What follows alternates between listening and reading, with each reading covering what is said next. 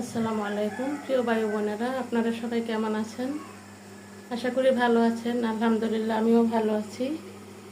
সকালবেলা উঠে একটা টেনশন থাকে, কি নাস্তা খাবো, তাই ভাবলাম অল্প করে একটু বোনা খিচুড়ি বসিয়ে দিই রাইস কুকারে। দেখুন আমার খিচুড়িটা কিন্তু প্রায় হয়ে গেছে, আর একটু হলেই আমি হয়ে যাবে।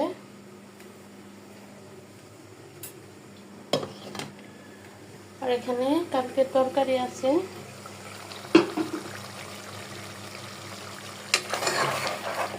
মাংস তরকারি আছে, এটা দিয়ে খিচুড়ি খেয়ে ফেলবো। তরকারিটা আমি গরম করে নিলাম। আমার খিচুড়ি কিন্তু হয়ে গেছে। আমি এখানে আমার এবং আমার ছোট ছেলের জন্য নিয়েছি। দেখুন মাটির প্লেটে খাওয়ার মজাই আলাদা।